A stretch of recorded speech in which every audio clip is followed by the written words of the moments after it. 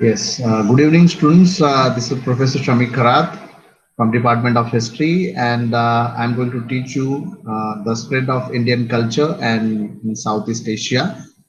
Especially the Southeast Asia is a region which is greatly influenced by most of the religions of India, especially Hinduism and Buddhism. Henceforth, right from the ancient times, the Indian never has lived into the splendid isolation. So far, these culture and trade contacts from the outside world has made the transmission of the Indian culture a distant parts of the Central Asia, such as China and Japan. Especially the Southeast Asia had been one of the greatest achievements of the Indian history, as even of the history of mankind. And henceforth, it is transferred a lot of knowledge, a lot of religion, a lot of ethics, and a lot of philosophy to these Southeast Asian nations. So let us understand how it happened. So in the first century, the civilization and culture of India has began to penetrate slowly across the Bay of Bengal into the both of the inland and mainland of the Southeast Asia. So the 5th century AD, Indian religions such as the Sanatan Dharma. So Sanatan Dharma is understood as we can say non-changing, or we can say this religion will not be changing for forever. So once the preachings have been done, okay, into the Sanatan Dharma, these preachings will not be changing. So this will remain as continued. So henceforth, the Sanatan Dharma, Buddhism, and the cultural traditions, they have taken a they have taken the deep roots into the regions of Burma, Thailand, Indochina, that is today's Vietnam, and Malaysia and Indonesia. Talking about the first point, that is the agencies of the cultural interaction between the India and the Southeast Asia, especially this particular process of culmination of various socio-religious cultural ideas which were starting from the long period, which has spread across the region of Southeast Asia, had greater agencies. Now these agencies may be religion, these agencies may be culture, these agencies may be traditions, these agencies may be a form of philosophy or moral philosophy. So these several agencies have started occupying into the Southeast Asia from the India.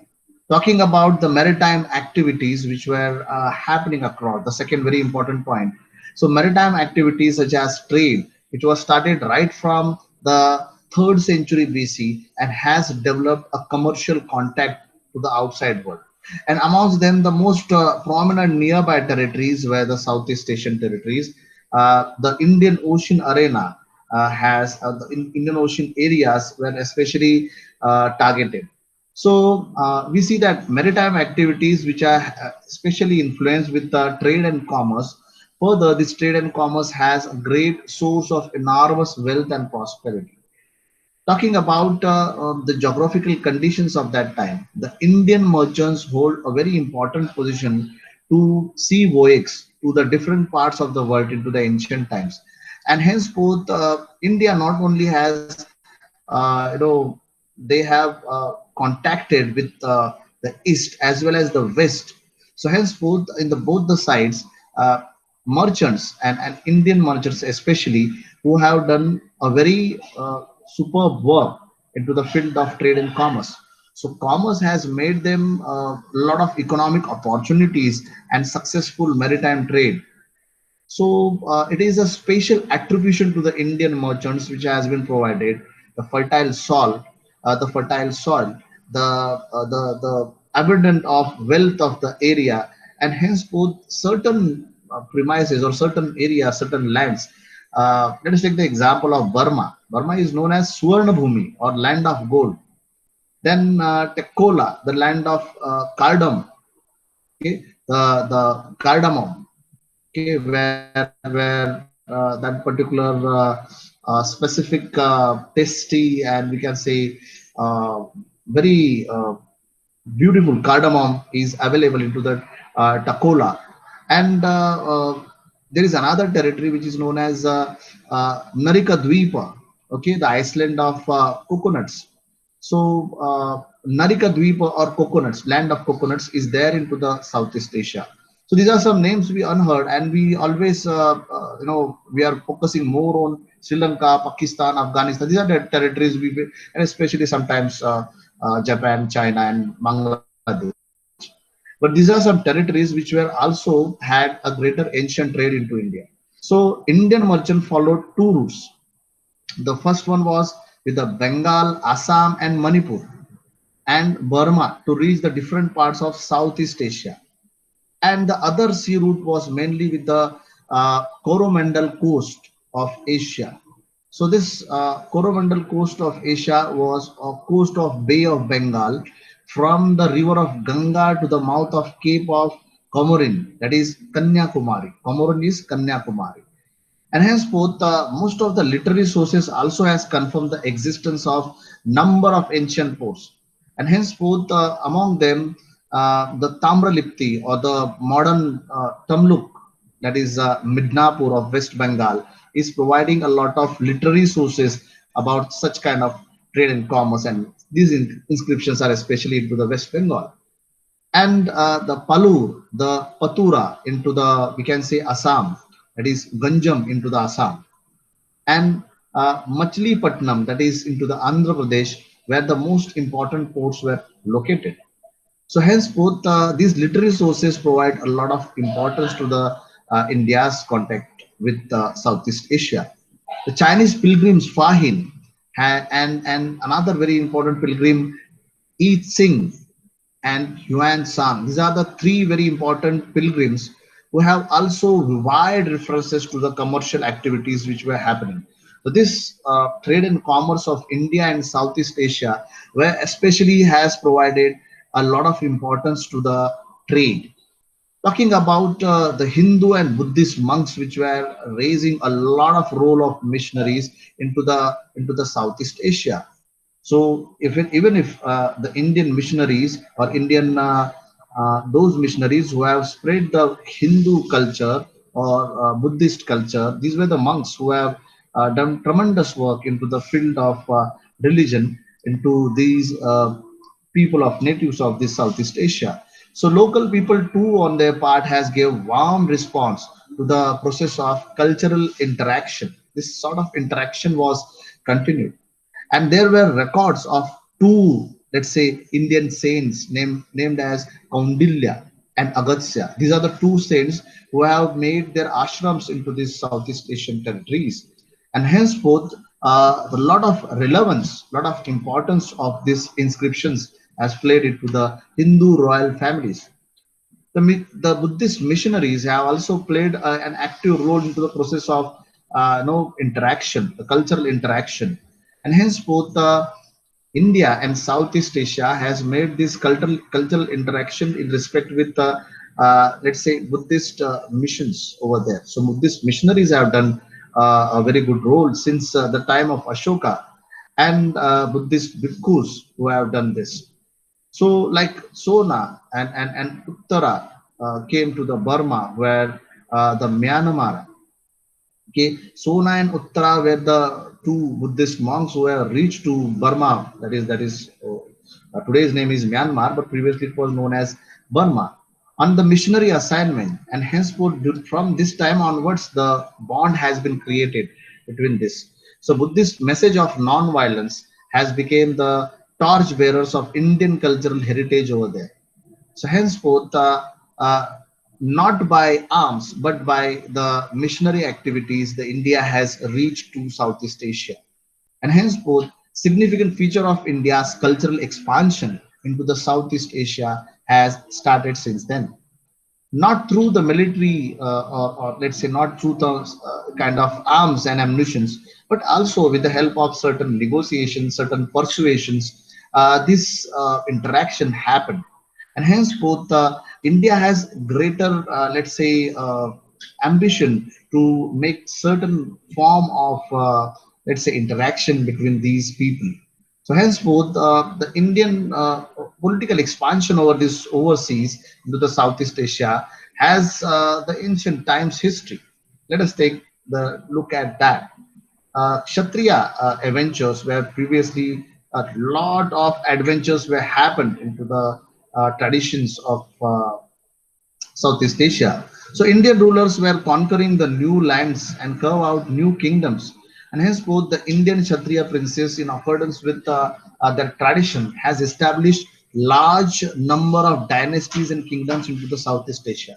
If we compare that a form of, we can say, dynasties, you'll come to know that these dynasties were continued their rule, and some of their ritual traditions and form of culture were continued from the Indian culture itself.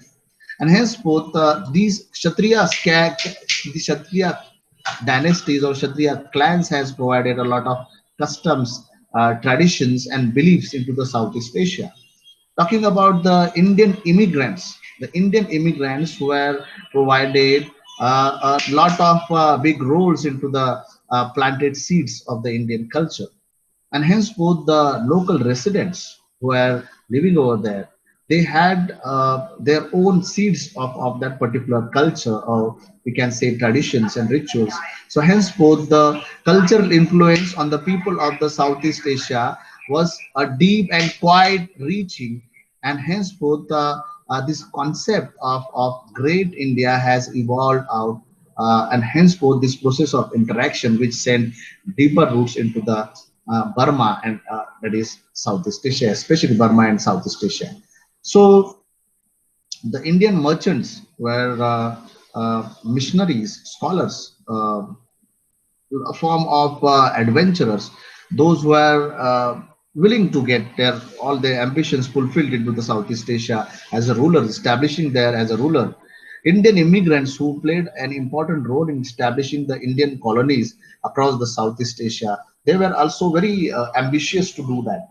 And henceforth, the colonial cultural expansion of the Hindus beyond the natural frontiers of Indian has often termed the Greater India, and henceforth they have the process which has reached to the climax during the Gupta age. So Gupta age has provided a lot of trade and commerce, as well as a lot of opportunity dealt with a formation of we can say the formation of processes which were happening. Okay, migration and immigration, these processes were happening.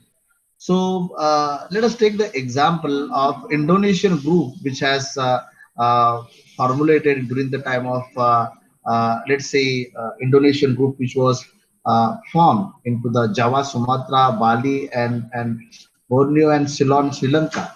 So these many eastern, southeastern countries which were involved into the, let's say, the Southeast Asia, such as Cambodia, the Champa and Burma, that is Myanmar and Siam. Okay, so these all territories, India has established good colonial relationships over there. So Indian specific colonies were, that is not like that exploitative nature such as Britishers were had in India, but the Indian colonies, Indian people were migrated to these places for getting more and more wealth and settling down there. So, as India was, of course, a wealthy nation, but they wanted a deeper and more powerful impression on these countries. Talking about the very important bullet point, and that is the influence of Indian culture into the Burma and Southeast Asia. Burma, the Myanmar of today, Burma or Myanmar is well known as Suvarna Bhumi during those days where the Indian culture has reached through the Buddhism. Slowly and slowly the Indians has established their colonies at the various places, and during the reign of Ashoka and Buddhist missionaries has visited the country several times, in even into the learned Buddhist scholars who have such as Buddha Ghosha went to spread their messages into the Buddhism into the Burma. And henceforth Hinayana, the supreme form of Buddhism. Okay, these are the two very important sects, that is Hinayana and Mahayana. Amongst them, the Hinayana Buddhism was spread across Burma. Hinayana can be understood as the original teachings of Buddhas were spread across Burma at that particular point of time. So Buddha Ghosha was a Buddhist scholar who have spread the message of Buddha into this land. During the Gupta age, the Pegu and Arakan and Sri Kshetra were the major centers of Indian religion culture. And the rulers which were very popularized this were Harivikram, Surya Vikram, and Aniruddha. So these were the prominent rulers of Gupta age who have spread the Indian culture into the Burma territory. And Indian religion and culture and civilization into the Burma has spread all across.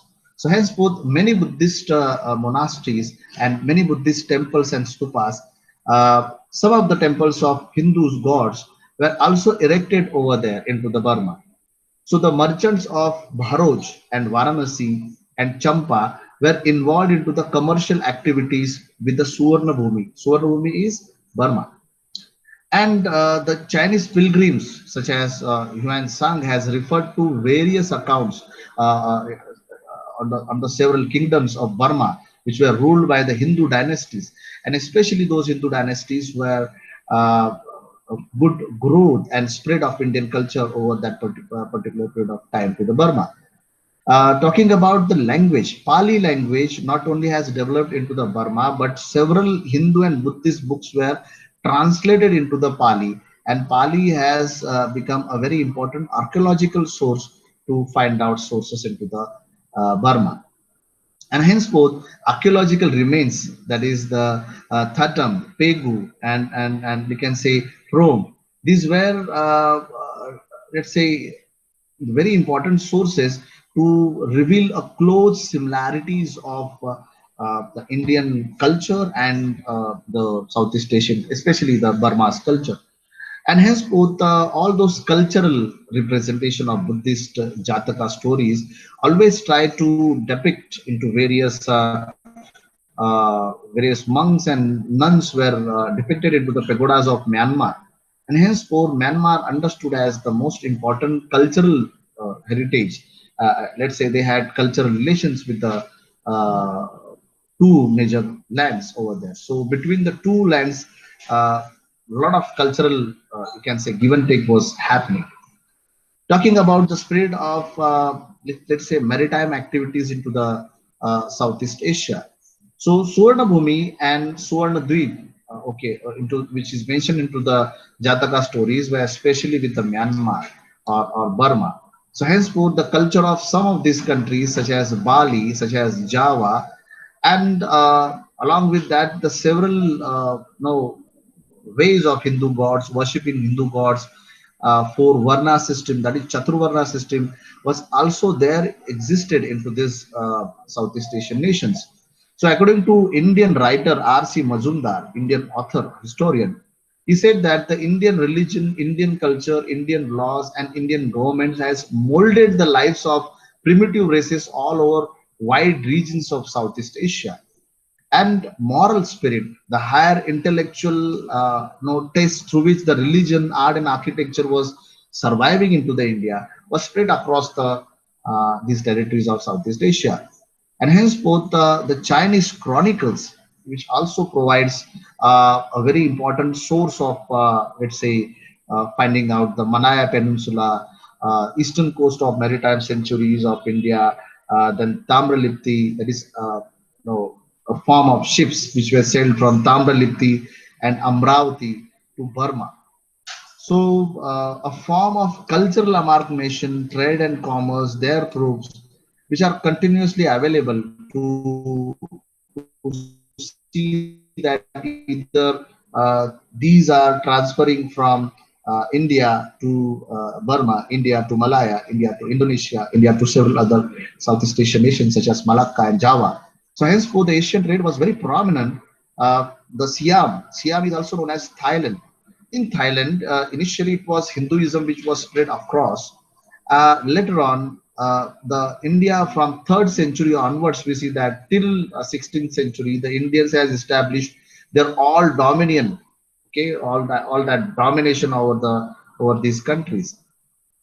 So in Thailand, the Funan Empire was established, and it has become independent in about 16th century. That Indraditya was the greatest Indian ruler who ruled over these territories of Thailand.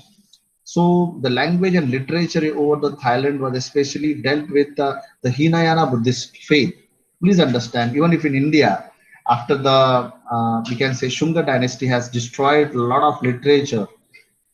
These are some initial, we can say, missionary activities happened into the Burma, Thailand, Ceylon, and several other parts of Southeast Asia and East Asia, where original form of Hinayana is still existing, where it is disappeared from India. So in India, there is a lot of Mahayana Buddhism is existing today, but in several these countries, the Hinayana form of Buddhism is still existing. Champa is a small state. Okay, the Champa is a small state into the northeast of Cambodia. Cambodia is now today a part of Vietnam. So the Hindu colonization over this territory into the Champa, we see that from the second century AD, from second century to 15th century AD, various Hindu dynasties were ruling over this particular territory of Champa. And henceforth, Hinduism was dominant religion, and people of Amravati, okay, the people who were followers of Shiva, were living over there. Most of the rulers of Champa were so powerful, they checked the onslaught, okay, of Cambodian rulers over there. So this is how amalgamation of the Cambodian rulers and the Indian rulers was dealt with Champa. Into the Champa, these rulers were ruling. So Hindus has colonized Cambodia in the first century AD, and henceforth since then we see that Kambuja monarchies were also welcomed over there. So Indochina, that is Siam, Cambodia, these all territories, they have formed certain islands, and henceforth within this island, certain rulers such as Jayavarmana II or Yasovarmana or Swiya Varmana, these emperors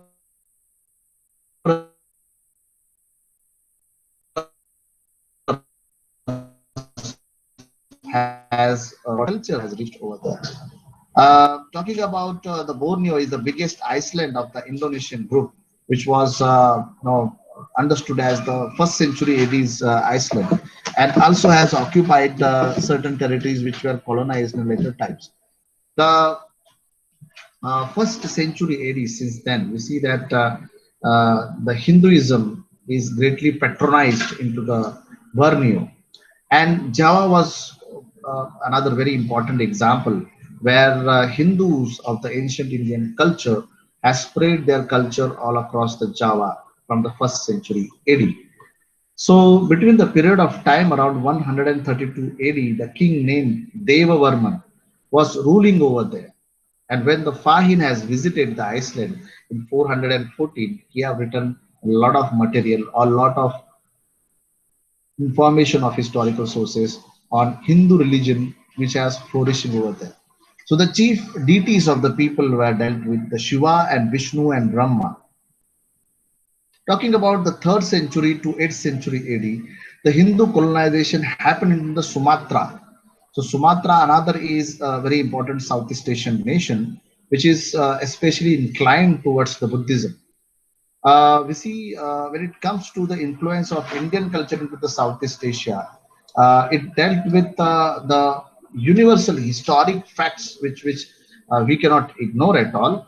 From 7th century AD, we see that some of the Islamic, let's say, religious ideas have started inculcated into the this Southeast Asia. So superiority of the Indian culture was with a liberal and multi-dimensional approach has begun to influence the lifestyle of the primitive races of the Southeast Asia, and henceforth they have brought the positive results. And since then we see that a lot of admiration was happening. Religion has become a very important instance from where the traditions have brought various remarkable influences over a period of time. And henceforth the inscription which and images which discovers into the Southeast Asia, which provides a clear picture of prevalence of Buddhism and Hinduism. Hindu gods such as Brahma, Vishnu, and Shiva, both of these were associated, were worshipped, and Shiva was the most popular god all across this Southeast Asian territories. Along with these gods, the Mahayana form of Buddhism was also practiced into the Southeast Asia. This is the greatest achievement of Southeast Asia. They have preserved Hinayana form of Buddhism. Java was the most important center of Buddhism, where the Chinese chronicles were also referred to the dominance of Buddhism into this religion or this region and province. So Chinese scholar Yi Sing has stayed into the Sri Vijay, or he survived at Sri Vijay for 7 years. So between these 7 years, he have written extensive study over Buddhist text. Dharmapala of Nalanda or Dipankara of Sri Nanja of Vikramashila went to the higher studies over this period of time to the Southeast Asia. And henceforth, the rulers of Shailendra dynasty of Java were great patrons of Buddhism. Especially, these were from Mahayana sect of Buddhism. So Buddhist pagodas, Buddhist shrines, monasteries were appearing into the this period of time. These pagodas were appearing into the Southeast Asia. So henceforth, the popularity of the Buddhism is very much into the Southeast Asia, and that has brought various stupas, chaityas, viharas, temples, mathas, ashramas, which has associated with various sects of Hinduism and Buddhism. So we can say Vaishnavism, Shaivism, Brahmanism, and Buddhism. These all existed parallelly over, and social religious harmony was, and also the toleration of social religious harmony was also going on over this period of time.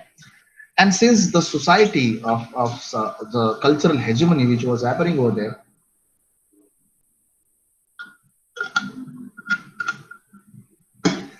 the Indians over Southeast Asia had profound influence over the society, and we can say the social features of this region were dealt with the Varna system, Chaturvarna system. Society has four major Chaturvarna, the four Varnas. It is Brahmana, Kshatriya, Vaishya, and Shudra. And this caste system also existed into the Southeast Asia. The intercaste marriage, as people were migrated, those were the Indian peoples only, and henceforth they have brought this religion to this form of society, the structure of society over that also. And henceforth, it has followed with the indigenous people who has ideas of marriage rituals of marriage ceremony, and this is how it brought with Chaturvarna system also. Uh, as we know that the Indian typical puppet show, and that typical puppet show is known as Vayung into the Southeast Asia. So this Vayung is very much popularized over there. Ramayana and Mahabharata, these were the legendary stories over there. They were also depicted. They were also popular over there. Even Southeast Asian countries have embraced Islam, but according to the Wayung show, that Wayung show, that is puppet show, still it remains its popularity over these let's say territories of Southeast Asia. So the habits of dresses, diets, and ornaments, which were as similar as the Indian wear, even the some of the Indian systems, such as Swayamvara, such as absence of Parda system, such as the Southeast Asian societies, which show the considerable system over a period of time, has made it Indian culture very resembled with the Southeast Asian territories. So henceforth, the Hinduism and the Indian social cultural traditions were not only cultivating this factor, but also it has a motivational factor for progress of the prosperity. The art and architecture, another very important point. The art and architecture has influenced the religious society, religious life of the society, and architecture of the Southeast Asia also has a profound Indian impact over. So the temples, shrines, stupas, so many things, art and architecture has popularized throughout, and characteristic features of the Indian iconography has provided kind of artistic excellence over there. So henceforth, this artistic pursuit of architectural designs has made it very sure that it is bound to happen that these kings, this all these kings were used to patronize the Indian artist to promote the art and architecture over there. So henceforth, disregard to the local traditions and ideas which were becoming disappearing from India day by day, they were found into the Southeast Asia because they got a lot of patronage over there. So henceforth, Indian culture, which was disappearing, which was ruining from the most of the several territories of India, where now they were shifted towards the Southeast Asia. Among the several specimens of Southeast Asian architecture, it was Angkor Wat Temple and Borobudur Stupa and Buddhist Brahmanical temples of Java and Myanmar were remarkable. They were remarkable architectures. So we can say Angkor Wat Temple near the city of Angkor has which is into the Cambodia, has mainly into the Vishnu temple. And its magnificent designs with the artistic charm are the objects which are objects of attraction.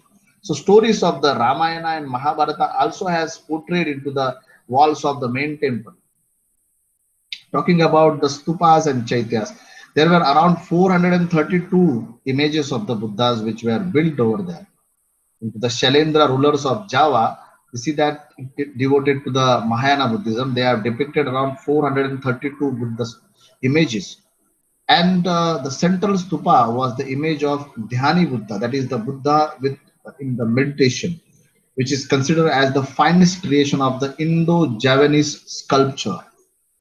So these two monuments has provided the wonderful testimony of the we can say the Indian no, and Buddhist traditions, Hindu and Buddhist traditions over the Indian culture of uh, this particular place. So henceforth, these Hindu and Buddhist traditions has influenced the places. The local Javanese tradition also has dealt with some of the very important temples. That is Chandi. Okay, the Chandi, the local Javanese tradition, was very popularized over there. Around 42 panels of reliefs, let's say sculptures depicted into the story of Ramayana on the walls. So henceforth, the Chandi Kalsan, the Chandi Sari, the Chandi Seva, these are some important examples of Java Buddhist group which were noteworthy. And Chandi Kalsan is a temple of Buddhist goddesses Tara. So in Myanmar, the finest Buddhist temple Ananda at we can say the Pagan Ananda Pagan was into the Myanmar, which has 9.5 meters high Lord Buddha's statue. Okay, so that 9.5 meters high temple or statue, and also the temple, of course, has played a very important role over there. Talking about the language and literature of Southeast Asian society, the Pali can be understood as the most important language. So local languages are also, of course, there. Pali, which was into the third century, from third century BC to later on fifth and sixth century AD, Pali has influenced this literature. So Sanskrit and Pali, these are the two prominent languages which were transferred from India to the Southeast Asia.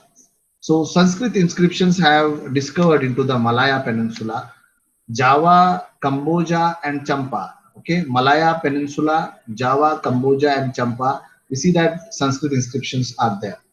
The oldest Sanskrit inscriptions which were found into the Ho Chan inscription into the Champa, which is belonging to the second century AD.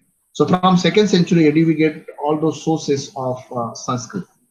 Talking about the inscriptions which contain number of hundred of verses of reveal the mastery or Sanskrit and Sanskrit grammar over the period of time. And even after the social life, we see that there were Vedas, Puranas, there were the myths, legends, and epics which were playing significant role into the life of people of Southeast Asia. Ramayana and Mahabharata are though very important epics or legendary stories. Also, the names of Manu and Panini, the Patanjali, these were very prominent names which are again and again found into the literature of Southeast Asia. So henceforth, the Brahmanical and Buddhist divinities also has included into the literary tradition of the Southeast Asia. Again, the Champa, Kamboja, then Authiya, that is Ayodhya, then Dwaravati, then Amaravati. These are the names of rivers which are there into the Southeast Asia. So Gomati, Ganga, Yamuna, okay, these are some other names which are resembling Indian names of tradition, which are resembling with the, let's say, Southeast Asian rivers. So henceforth, the schools and libraries and other forms of public places are original Sanskrit names. Sanskrit language and literature always plays a very dynamic and historical role and made profound impact on the cultural heritage of Southeast Asia. And henceforth, with the help of this all, we see that the Southeast Asian culture has influenced greatly the ideas of Indian religion, philosophy, of course, spiritualism, and various values which were, they had their importance into the Southeast Asian countries. So Java, Sumatra, Sri Lanka, we can say Siam, that is Thailand, and several countries of Southeast Asia has played a very significant role, has played a very important role in spreading the Indian culture towards these Southeast Asian nations. So with this, I'll stop here. Thank you, students. Wish you all the best for the examinations.